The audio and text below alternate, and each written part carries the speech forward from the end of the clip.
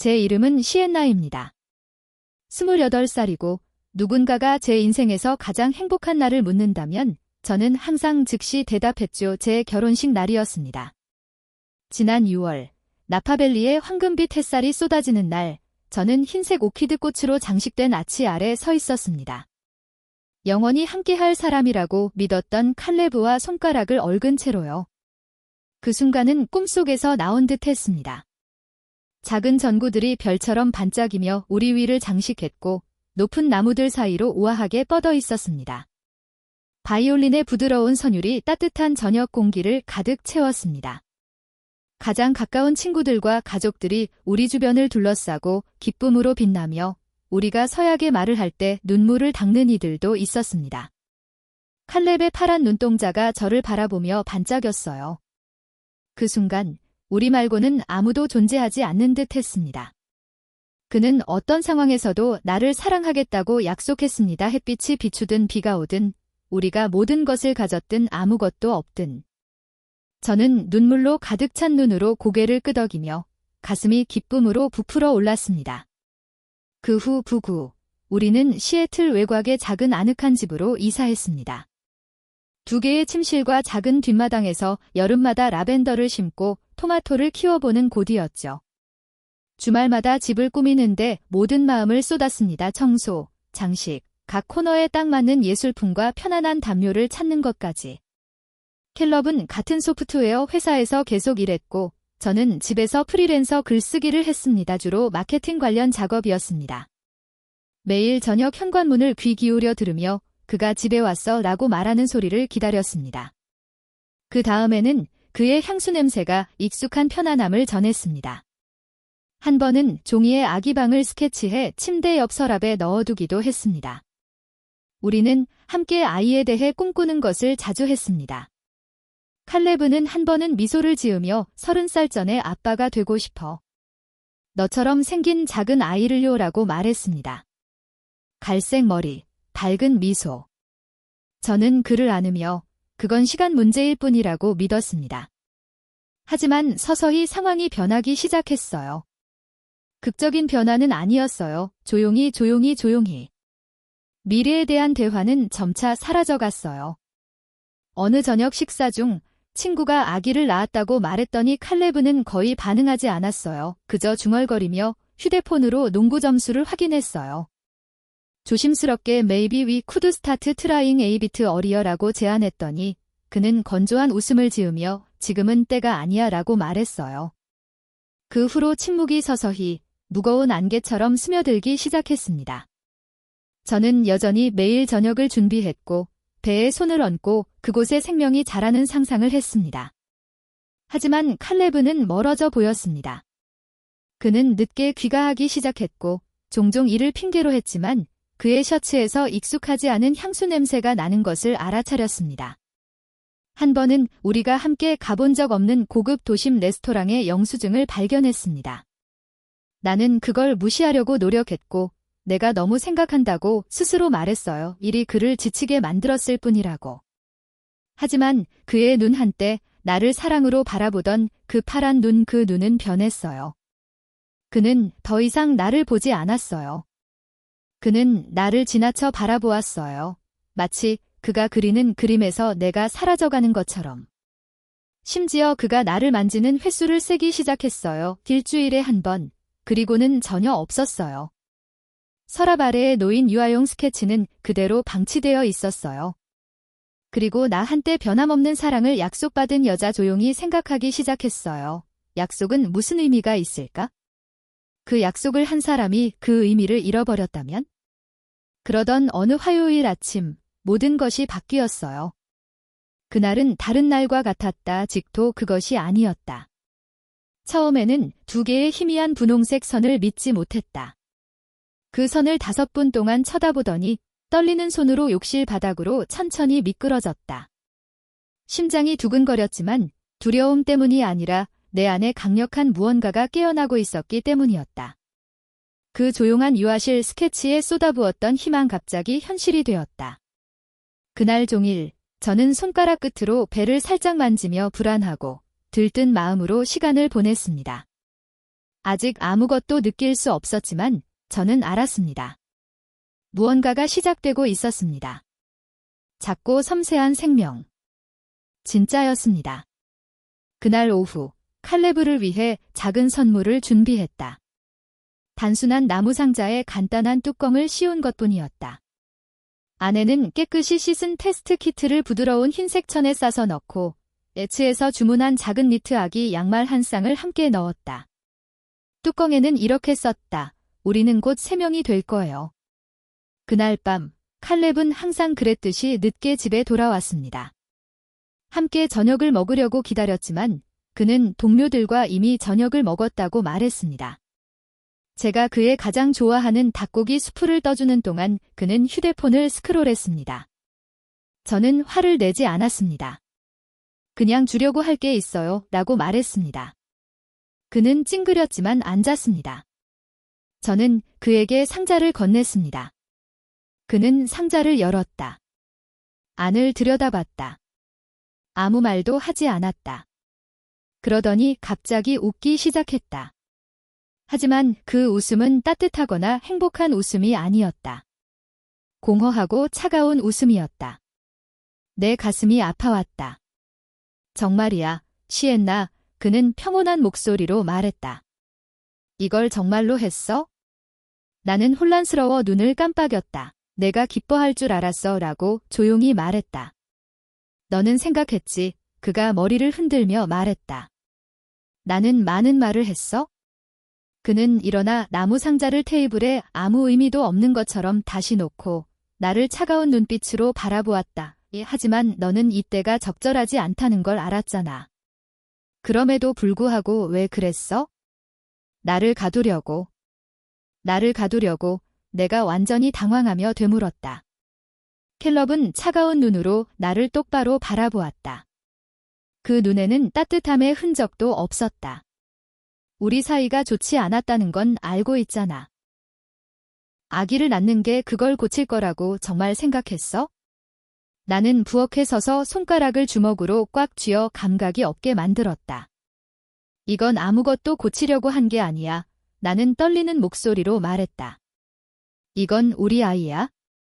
누구도 가두려고 한 게 아니야.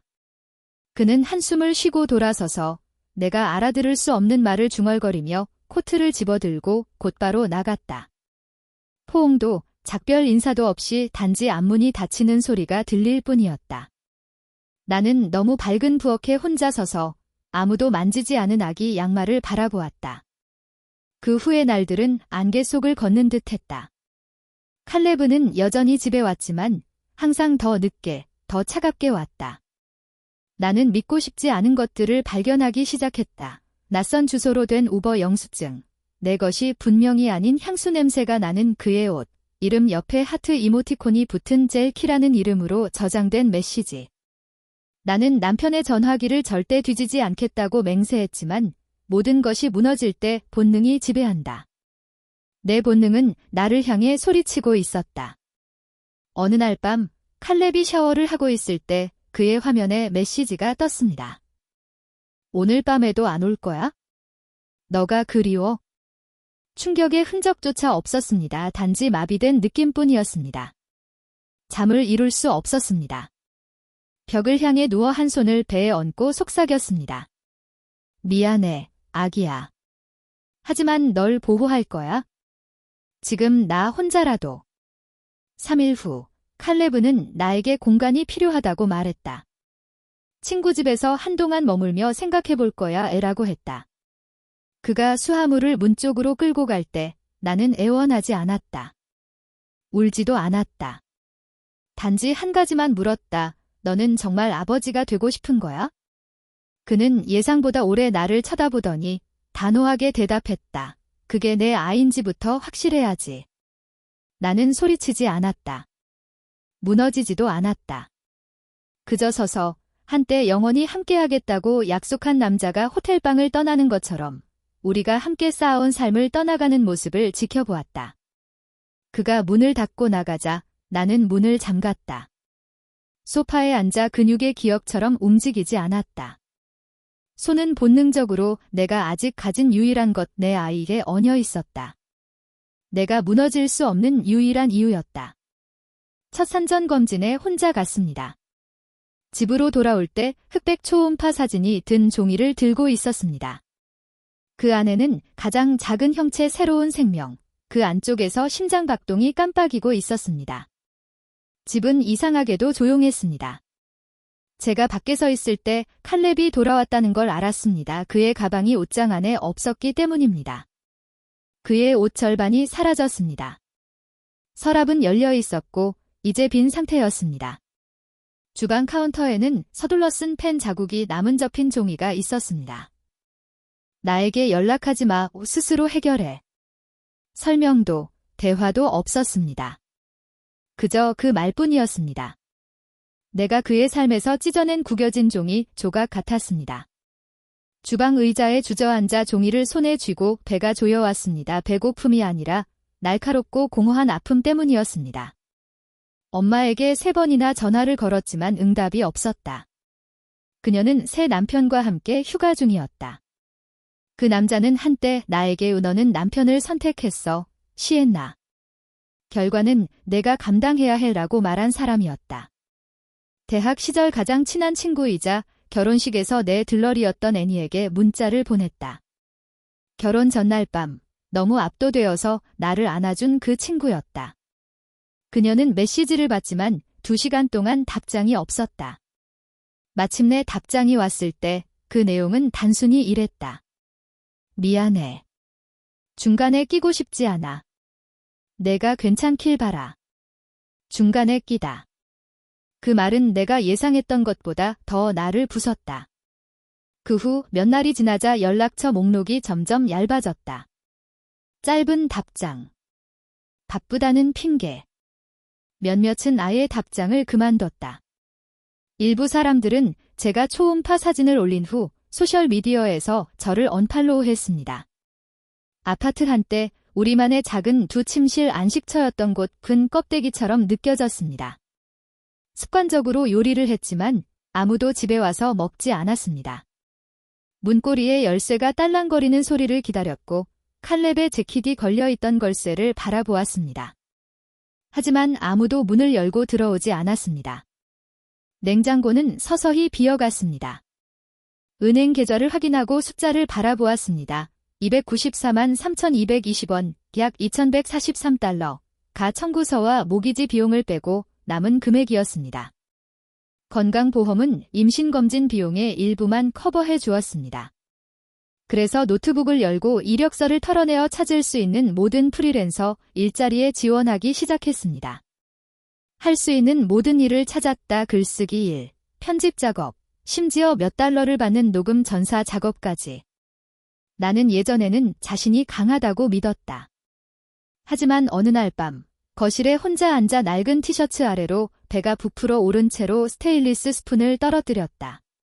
스푼이 바닥에 부딪히는 소리에 나는 그냥 울기 시작했다. 스푼 때문이 아니라 나를 도와줄 사람이 아무도 없었기 때문이었다. 다음 날 아파트 관리실에서 편지가 왔습니다.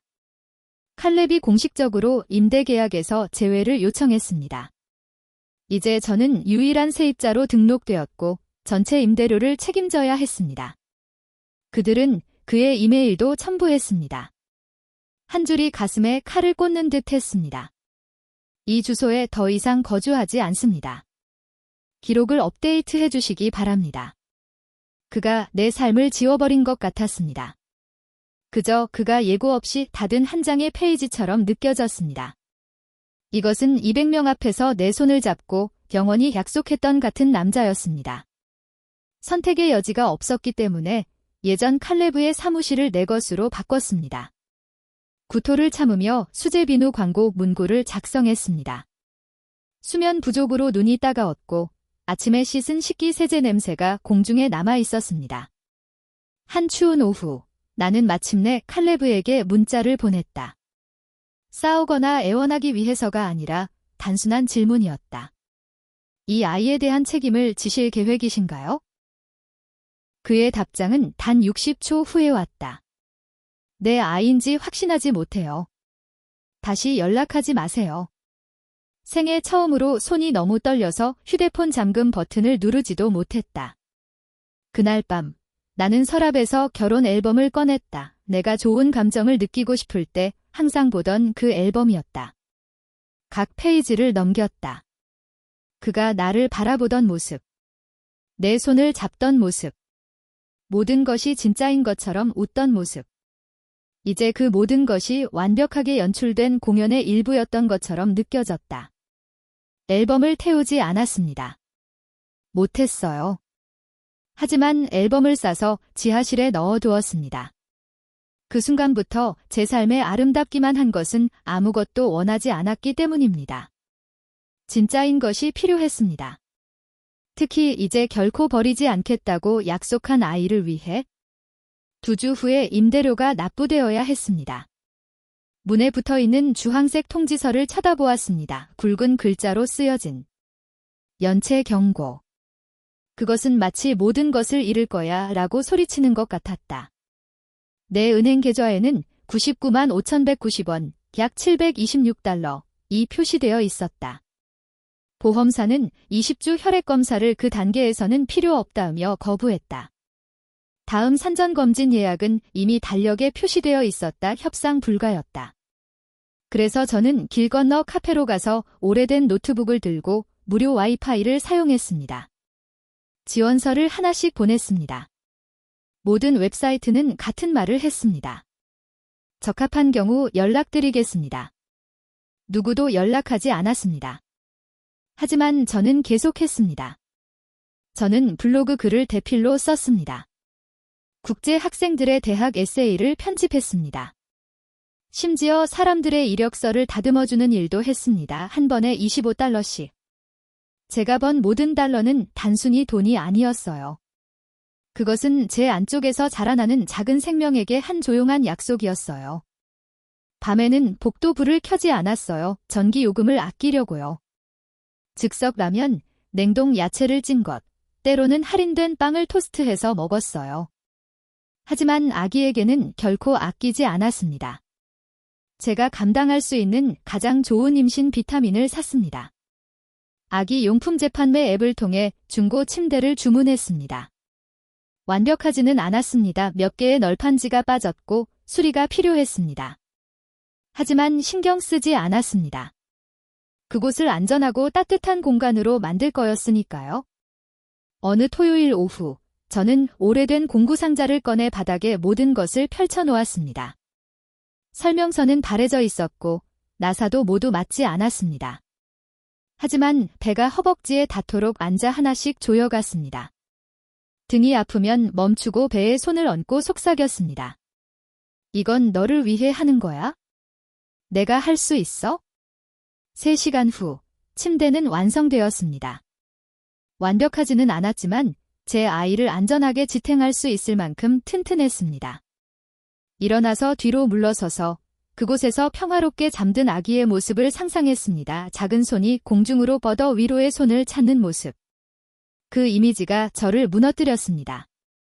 하지만 슬픔 때문이 아니었습니다.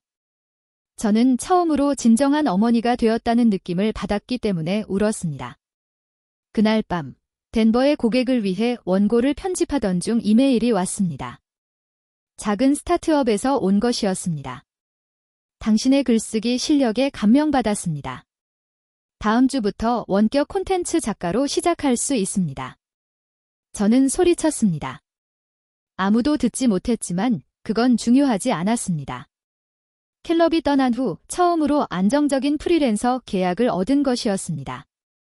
급여는 많지 않았지만 충분했습니다. 생활하기에 충분했고 다시 시작하기에 충분했습니다. 며칠 후 지역 자선단체에서 기부받은 아기 옷을 접고 있을 때 문이 두드렸습니다. 문을 열자 아래층에 사는 린다 여성이 서 있었습니다. 일요일 아침에 세탁을 할 때마다 불평하던 바로 그 사람입니다. 그녀는 평범한 종이 가방을 들고 서 있었습니다. 시엔나, 그녀가 말했습니다. 이 건물에서 몇 가지 이야기를 들었어요. 간섭하려는 건 아니지만 만약 필요로 하는 것이 있다면 제 손녀의 옛 물건이 있어요. 도움이 될까 해서요. 저는 그 자리에서 눈물을 흘릴 뻔했습니다. 하지만 대신 고개를 끄덕이고 미소 지으며 눈물을 삼켰습니다. 그녀가 걸어가는 모습을 지켜보았다. 나이로 인해 굳은 몸이지만 손에는 이곳에서 기대하지 않았던 따뜻한 마음이 가득했다. 그날 밤 나는 두 번째 침실을 완전히 바꿨다. 이제 공식적으로 아기 방이 되었다. 작은 옷장에는 필수품만 몇 가지 있었다. 아기 옷 몇 벌, 손수 짜서 만든 담요, 낡은 인형 몇 개. 화려하지는 않았습니다. 벽은 파스텔 색상이 아니었고 디자이너 조명이나 매치된 세트도 없었습니다. 하지만 그 방의 모든 구석구석은 제 두 손으로 직접 만들었습니다. 잠 못 이룬 밤들과 힘들게 번 돈으로 가득 찬 공간이었습니다. 미래가 어떻게 될지 여전히 몰랐습니다. 프리랜서 일은 3달 만에 끝났고 청구서는 계속 우편으로 도착했습니다. 그리고 칼레브 그는 아기에게 대해 묻기 위해 단 한 번도 연락하지 않았습니다. 하지만 그 모든 불확실성 속에서도 제 마음속에 단단히 자리 잡은 한 가지가 있었습니다. 제 아이는 결코 버림받은 느낌으로 자라지 않을 것입니다. 저는 결코 그런 일이 일어나지 않도록 할 것입니다. 모든 것이 다시 한번 변한 그 아침을 결코 잊지 못할 것입니다. 바로 모든 것이 조금씩 안정되기 시작했을 때였습니다. 문 두드리는 소리가 크게, 급하게 들렸습니다. 침대에서 일어나기도 전에 문 너머에서 남자의 목소리가 들렸습니다. 시에나 톰슨, 법원에 출두하라는 소환장이 왔습니다. 문을 열자 심장이 뛰었습니다. 한 남자가 두꺼운 봉투를 건넸습니다. 그의 얼굴은 잔인하지는 않았지만 동정심도 없었습니다. 봉투를 받아들고 마비된 채로 그가 걸어가는 모습을 지켜보았습니다. 소파에 앉아 봉투 속 종이들을 꺼내기 시작했습니다. 법원 소환장. 칼렙으로부터였습니다. 이유는 DNA 검사를 요청하는 것이었습니다. 법적 권리와 의무를 결정하기 위해. 하지만 그게 가장 나쁜 부분은 아니었다. 그는 내가 재정적 이익을 얻기 위해 임신 사실을 조작했다고 공식적으로 고발했다.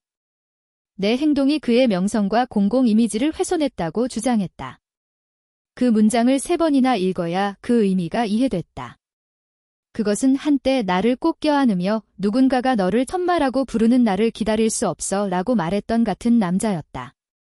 이제 그는 내 몸 안에 있는 생명을 거짓이라고 부르며 저는 울지 않았습니다. 흘릴 눈물이 남아있지 않았습니다. 단지 뼛속까지 스미는 차가움이 몸에 스며들었습니다. 법정을 두려워해서가 아니었습니다. 하지만 처음으로 진실이 그렇게 알아볼 수 없을 정도로 왜곡되는 것이 얼마나 두려운 일인지 진심으로 이해했기 때문입니다. 저는 배를 감싸고 창가 옆의 아기 침대를 바라보았습니다. 그 침대는 희망을 상징하던 것이었습니다. 이제 그것은 내가 더 이상 나만을 위해 싸우는 것이 아니라는 것을 상기시켰다. 아직 말할 기회를 얻지 못한 생명을 지키기 위해 싸우고 있었다. 변호사 비용을 낼 돈이 없었다. 부유한 친척도 없었다. 도움을 요청할 영향력 있는 친구도 없었다. 하지만 칼렙이 잃은 한 가지를 나는 가지고 있었다. 진실. 모든 것을 모으기 시작했다. 모든 초음파 사진, 모든 진료 기록, 모든 메시지. 심지어 임신 사실을 처음 알게 된 날의 음성 녹음까지 찾아냈다. 캘럽의 목소리는 분명했다. 아직도 내가 아빠가 될 거라는 게 믿기지 않아. 그건 진짜였다. 그건 감정이었다. 그리고 나는 그것을 저장해두었다. 증거로가 아니라 중요했기 때문에. 언젠가 증거가 될 줄은 상상도 못했다. 일주일 후 나는 칼렙의 부모님이 사는 북부교회로 긴 버스를 타고 갔습니다. 우리는 결코 가까웠던 적이 없었지만 maybe, just maybe 그들이 손자를 위해 신경 쓸지도 모른다고 생각했습니다. 벨을 누르자 두 번째 울림의 흰색 문이 열렸습니다. 칼렙의 어머니인 혜선이 나왔습니다. 그녀의 머리는 완벽하게 스타일링되어 있었고 메이크업은 항상처럼 우아했습니다. 하지만 그녀의 얼굴은 내가 본 적 없는 차가운 표정이었습니다. 시엔나, 그녀는 내 눈에 띄는 배를 발견하고 목소리가 살짝 떨리며 말했습니다. 문제를 일으키려고 온 게 아니에요. 나는 목소리를 안정시키며 말했습니다. 그저 이야기하고 싶었어요. 아기 때문에요. 그녀는 문턱에 서서 팔을 교차한 채 나를 초대하지 않았습니다. 캘럽이 자신의 입장을 분명히 했어. 그녀가 긴장된 목소리로 말했다. 그가 우리에게 그게 그의 아이가 아니라고 말했어. 나는 충격에 휩싸였다. 하지만 당신은 예전에 손자 손녀를 기다릴 수 없다고 말했잖아. 결혼식에서 우리를 위해 건배를 했고 집에서 아기 웃음소리를 듣는 걸 기대한다고 말했잖아. 그랬어요. 그녀가 말을 끊으며 얼굴이 무표정해졌다. 하지만 칼렙이 저에게 말한 후로는 더 이상 믿을 수 없어요. 저를 믿지 않아도 돼요. 나는 떨리는 목소리로 말했다. 그냥 생각해봐요. 임신한, 돈도 없고 집도 없는 여자가 이런 일을 꾸며내서 법정에 서려고 할까요? 그녀는 대답하지 않았다. 그녀는 집 쪽으로 돌아서며 속삭였다. 이웃들이 보기 전에 가라. 나는 인도 위로 물러섰다. 한 번도 뒤를 돌아보지 않았다. 그녀가 나를 울고 있는 걸 보고 싶지 않았다. 솔직히 말해서 그녀가 보는 게 필요하지 않았다. 지금 내가 필요한 건 정의뿐이었다. 집에 돌아가자마자 내가 가진 모든 것을 모아 깔끔한 파일 폴더에 정리했다. 표지에는 검은 마커로 썼다. 증거 단순한 말이 아니다. 나는 친절하지 않을 싸움에 들어서고 있다는 걸 알았다. 하지만 칼렙이 떠났을 때도 나는 무너지지 않았다. 친구들이 사라졌을 때도 포기하지 않았다. 그리고 지금 거짓말에 흔들리지 않을 것이다. 왜냐하면 칼렙이 태어나지 않은 아이를 그렇게 쉽게 버릴 수 있다면 이 아이의 유일한 어머니인 나는 당당히 서서 폭풍을 마주하고 진실을 소리 높여 말할 것이기 때문이다. 청문회 날 시애틀의 하늘은 항상처럼 어둡고 회색이었다. 하지만 내 마음은 결코 이토록 확고하지 않았다. 가방 속에는 거의 50페이지 분량의 파일이 있었다. 임신 중 검사 결과, 진료 기록, 스크린샷, 음성 메시지, 그리고 그 손글씨로 쓴 메모까지. 한 겨울밤, 칼레브는 나에게 이런 메시지를 보냈다. 아빠라고 불리는 나를 기다릴 수 없어. 신문회 아침, 평범한 검은 드레스를 입으며 그 말을 떠올렸다. 그 옷은 누구를 위해 입은 게 아니었다. 오늘은 중요한 날이라는 걸 상기시키기 위해 입었다. 이제는 칼레브와 저의 문제가 아니었습니다. 이는 자궁 속에서 자라는 생명을 위해 싸우는 어머니의 싸움이었습니다. 칼레브는 완벽하게 차려입고 법정에 들어섰습니다. 어두운 파란색 정장, 거울처럼 반짝이는 신발. 그의 옆에는 변호사가 걸어왔습니다. 은발의 키 큰 남자, 날카롭고 계산적인 눈빛. 저는 그 유형을 즉시 알아차렸습니다. 무표정하고 전략적이며 중요한 것을 왜곡하며 가능한 한 적게 말하는 사람. 재판은 칼레브의 변호사가 자신의 주장을 펼치는 것으로 시작됐다. 그는 매끄럽고 자신있게 말하며 나를 불안정하고 실업자로 묘사했다. 내가 임신 전체를 조작해 그의 의뢰인을 함정에 빠뜨리려고 했다고 주장했다. 나는 눈썹 하나 움직이지 않았다. 방해하지 않았다. 이 순간을 위해 준비해왔다. 내 차례가 되자 재판관 든색 테두리에 안경을 쓴 50대 초반의 여성으로 단호한 분위기의 여성기 나를 바라보며 제출할 것이 있는지 물었다. 나는 손을 단단히 잡고 일어나 벤치로 걸어갔다. 있습니다. 라고 분명히 말했다. 확실한 증거가 있습니다. 문자 메시지, 예약 기록, 아버지의 이름을 기재한 초음파 검사 보고서, 그리고 임신 사실을 알게 된 날의 음성 녹음 파일입니다. 그는 기쁨을 표현했고 우리는 아기 이름까지 논의했습니다. 그녀는 파일을 받아 페이지를 넘기며 살펴보았습니다. 많은 말을 하지 않았지만 본 것을 머릿속으로 정리하는 듯한 느리고 깊은 고개를 끄덕였습니다. 마지막으로 그녀는 고개를 들어 차분하지만 단호한 어조로 말했습니다. 법원은 DNA 검사 요청을 승인합니다. 부모 관계를 확인하는 것은 기본적인 권리이며 공허한 말로 책임을 회피할 수 없습니다. 캘럽은 변호사 쪽으로 고개를 돌렸고 얼굴에서 혈색이 사라졌다. 그가 들어올 때의 그 자만감. 사라졌다. 법정을 나설 때 나는 이겼다는 느낌은 없었다. 하지만 다른 것을 알았다. 더 강력한 것. 진실은 자리를 지켰다. 그리고 이 싸움에서 처음으로 나는 혼자라는 느낌을 받지 않았다. 그날 밤 콘텐츠 클라이언트를 위한 새로운 기사를 작성하던 중 이메일함에 메시지가 도착했다. 발신자는 모르는 사람 주원넬. 메시지는 단순했다. 캘럽 달턴을 알고 있습니다. 그리고 당신을 믿습니다. 화면을 멍하니 바라보았다. 혼란스러웠지만 호기심이 일었다. 우리는 캐피털힐 근처 작은 카페에서 만나기로 했습니다. 그녀는 베이지색 트렌치 코트를 입고 곱슬거리는 어두운 머리를 뒤로 묶고 있었습니다. 그녀는 차분해 보였지만 그녀의 눈 그 안에 무언가가 있었습니다. 말로 표현할 수 없는 경험을 겪은 사람의 눈이었습니다. 저는 칼레브와 관계가 있었습니다. 그녀는 낮은 목소리로 말했습니다.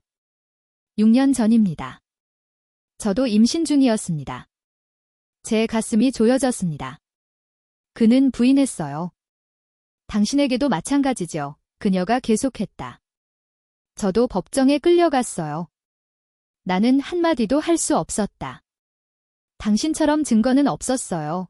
그녀가 말하며 폴더에서 USB 드라이브를 꺼냈다. 하지만 내가 구할 수 있는 건 다 구했어요. 이메일, 몇 개의 녹음된 통화. 심지어 내가 쓴 일기도요. 하지만 그걸 쓸 수 없었어요. 스트레스 때문에 아이를 잃었어요. 내 손이 테이블 아래에서 움켜쥐어졌다.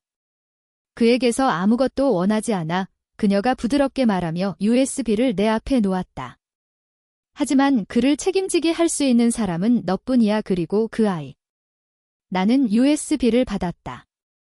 내 손가락이 떨렸다. 두려움 때문이 아니라 말로 표현할 수 없을 정도로 깊은 감동 때문이었다.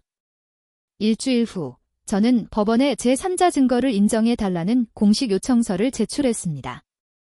그건 간단하지 않았습니다. 법원은 보통 외부 증언을 받아들이지 않으며 특히 관련 없는 당사자의 증언은 더더욱 그렇습니다. 하지만 저는 그걸 드라마나 감정으로 제출하지 않았습니다. 증거로 제출했습니다. 패턴의 증거. 실제 피해의 증거. 만약 아무도 맞서지 않는다면 미래의 피해 위험의 증거. 내일 후 우편으로 편지가 도착했습니다. 법원은 동의했습니다.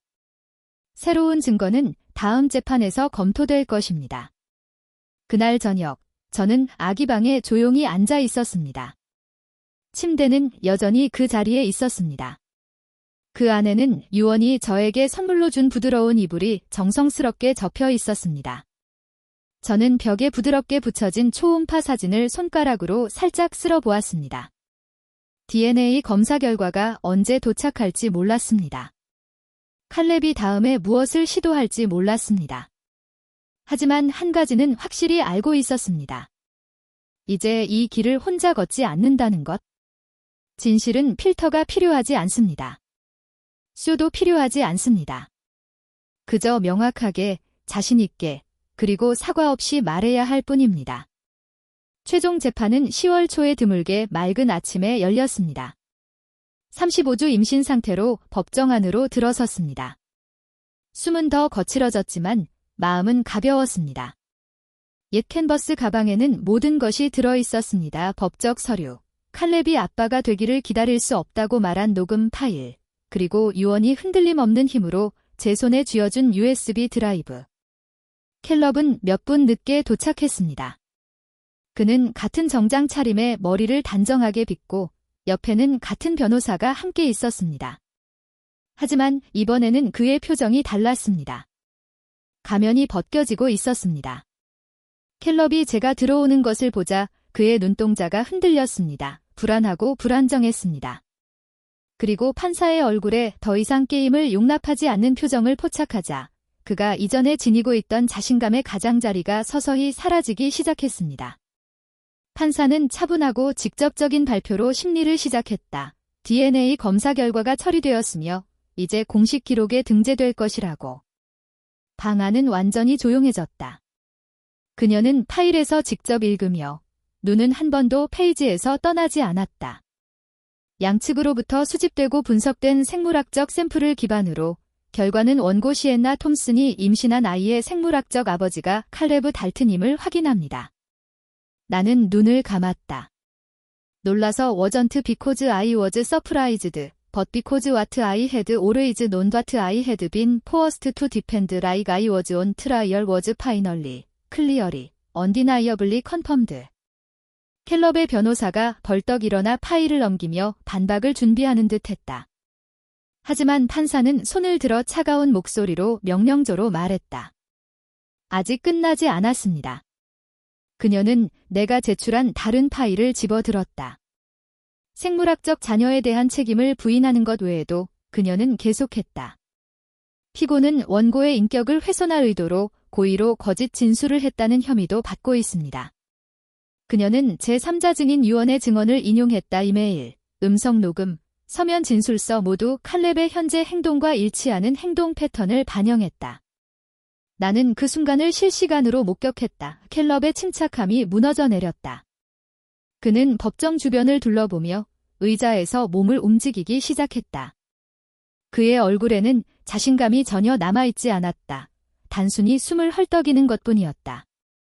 그 다음 판결이 내려졌다. 제출된 증거와 증언을 바탕으로 법원은 피고가 고의로 책임을 회피하고 원고에게 감정적, 재정적, 명예적 피해를 입혔다고 판단합니다. 따라서 법원은 다음과 같이 명령합니다. 피고는 자녀의 출생일부터 18세 생일까지 매월 양육비를 지급해야 합니다. 그는 임신 중 의료비, 변호사 비용, 감정적 고통에 대한 배상금에 대해 재정적 책임을 지며 이 사건에 대해 명예를 훼손하거나 오해를 일으키는 공개 발언을 엄격히 금지합니다. 방 안은 침묵에 휩싸였습니다. 켈럽은 머리를 숙이고 손을 꽉 쥐며 간신히 자신을 지탱하고 있었습니다. 하지만 나는 승리의 감정을 느끼지 않았다. 복수의 감정도 없었다. 더 나은 것을 느꼈다. 자유였다. 정의는 과거의 나를 되찾아주지 않았다. 하지만 내 아기와 나에게 진실 위에 세워진 새로운 시작을 주었다. 법원을 떠나며 나는 칼렙의 변호사가 주차장을 가로질러 화를 내며 사라지는 모습을 보았다. 그의 얼굴은 돌처럼 굳어 있었다. 켈럽은 복도 끝에서 혼자 서 있었다. 변호사도, 마스크도, 통제도 없었다. 그는 나를 바라보았다. 눈동자가 무언가를 찾고 있었다. 아마도 동정, 아마도 용서. 하지만 나는 멈추지 않았다. 나는 그를 지나쳐 법원 문을 나서며 가을에 밝고 황금빛 빛 속으로 걸어갔다. 밖에서 나는 휴대폰을 꺼내 유언에게 메시지를 보냈다. 진실이 드러났어. 내 아이와 나는 더 이상 그림자 속에서 살지 않아. 그녀는 몇 초 만에 읽었다. 단 하나의 하트 이모티콘으로 답했다. 그것만으로도 충분했다. 혼자라고 느꼈을 때조차 이 길을 혼자 걸어온 것이 아니라는 것을 상기시켜 주었다. 그날 밤 침대에 앉아 배에 손을 얹고 부드럽고 규칙적인 발차기를 느꼈다. 서랍을 열고 깨끗한 종이를 꺼내 언젠가 아이에게 줄 일기장에 첫 줄을 썼다. 사랑하는 아이야, 오늘 엄마는 일어섰어. 그리고 그 덕분에 너는 진실 속에서 자랄 거야. 침묵이 아닌? 종이를 조심스럽게 접어 봉투에 넣고 깔끔한 필체로 라벨을 붙였다. 진실이 승리한 날 내 아버지가 아니라 진실이. 2주 후 예상치 못한 이메일을 받았습니다. 법원이 지정한 법률 연락관인 은채 레인으로부터였습니다. 그녀는 재판 중 유일하게 저를 단순히 전문성으로만이 아니라 더 깊은 이해로 바라본 사람이었습니다. 그녀의 메시지는 다음과 같았습니다. 시엔나, 만약 가능하다면 서밋 헤이븐 법적 지원 센터를 방문해 주시겠어요? 여기에는 뒤처진 사람들 믿어지기 위해 자신의 가치를 증명해야 했던 사람들이 있습니다. 저는 당신이 그들이 필요로 하는 것을 가지고 있다고 생각합니다. 두려움 없이 말하는 진짜 목소리. 이메일을 5번이나 읽었습니다. 저는 변호사도 아니었고 전문가도 아니었습니다. 단지 폭풍을 견뎌낸 어머니일 뿐이었습니다. 하지만 바로 그 이유 때문에 제가 그곳에 속해 있었는지도 모릅니다. 법원 복도에서 임신한 채로 지쳐서 두려움에 떨던 그 느낌을 알기 때문이었습니다. 그래서 저는 서미트 헤이번으로 갔습니다. 화요일 아침이었습니다. 제가 가진 모든 것을 가져갔습니다. 의료 기록, 법원 문서, 절망 속에서 자신을 지키기 위해 급히 적어둔 메모들. 센터는 소박했습니다. 제 건물의 3층에 위치해 있었죠. 작은 대기실. 몇 개의 나무 의자. 손으로 쓴 메모로 가득 찬 게시판에는 그곳을 지나간 사람들의 이야기가 담겨 있었습니다. 은채는 제 손을 단단히 잡았습니다. 그녀는 많은 것을 묻지 않았습니다. 그녀는 단지 말했습니다. 큰 일을 할 필요는 없습니다. 그냥 당신이 살아온 대로 정확히 말하세요. 그게 충분합니다. 첫 워크숍에서 저는 새로 이혼한 어머니들 앞에서 말했습니다. 처음에는 목소리가 떨렸습니다. 하지만 제가 이야기를 나누면 나눌수록 방은 점점 조용해졌습니다. 그들은 저를 피해자로 보지 않았습니다. 그들은 고개를 끄덕였고 손을 잡았고 제 이야기가 그들의 이야기와 공명하는 것처럼 귀를 기울였습니다. 저는 주 2회 자원봉사를 시작했습니다. 지원 그룹을 이끌고 변호사 비용을 감당할 수 없는 어머니들이 법적 서류를 작성하는 것을 돕는 일이었습니다. 그리고 그 건물을 들어갈 때마다 내가 거의 잊어버렸던 것을 기억했습니다. 때로는 생존 자체가 승리입니다.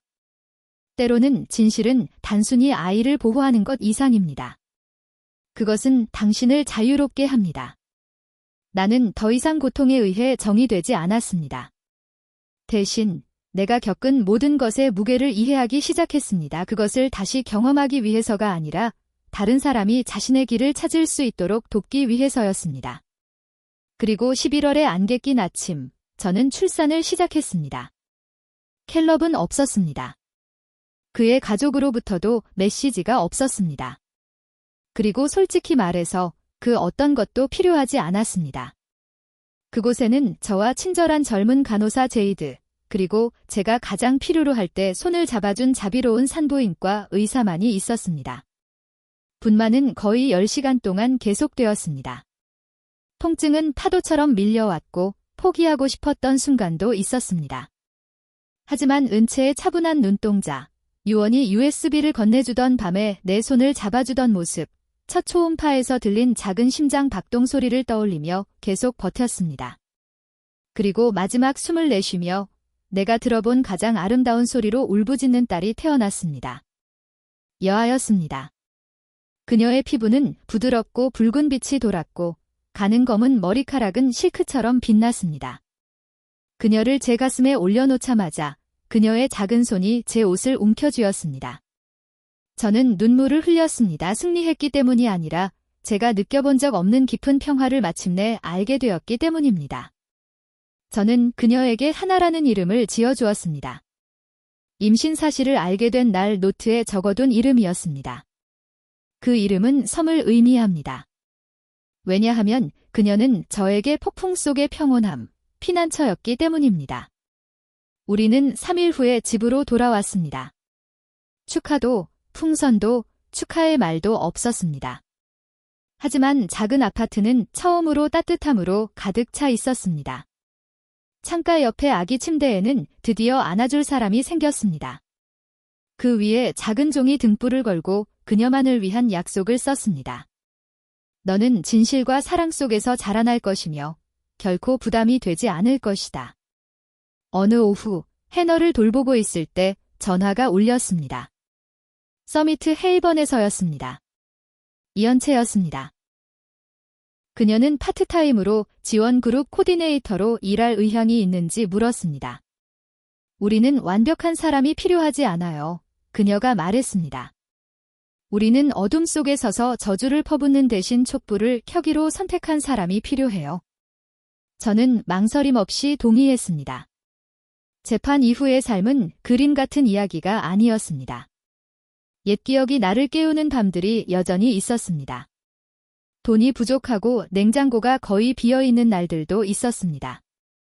하지만 저는 단순히 생존하는 것이 아니었습니다. 저는 건설하고 있었습니다. 복수를 추구하지 않았습니다. 칼렙의 이름을 더럽히지 않았습니다. 그저 앞으로 나아갔을 뿐입니다. 그리고 상처보다 강한 것을 남겨두었습니다. 진실입니다. 그 어떤 거짓, 부재, 침묵도 지울 수 없는 진실입니다. 왜냐하면 어떤 승리는 박수가 필요하지 않기 때문입니다. 때로는 신생아의 울음소리와 어머니의 품이 전부면 충분하다. 그날 오후, 날씨가 갑자기 추워졌다. 비가 창문에 살짝 두드렸다. 하나를 재우기 위해 흔들어주던 중 문이 울렸다. 짧고 단호한 두 번의 벨소리. 예상치 못한 소리였다. 이웃은 아니었다. 지우들은 보통 문을 두드렸다. 서밋 헤이븐 직원들은 항상 먼저 문자를 보냈다. 나는 한나를 꼭 안고 조심스럽게 문 쪽으로 걸어가서 구멍을 통해 들여다보았다.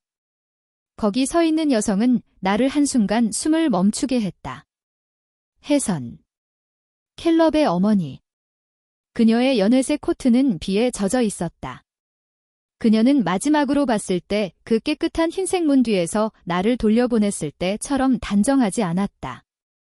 지금 그녀의 얼굴은 창백했고 눈동자는 더 이상 회피하지 않았다.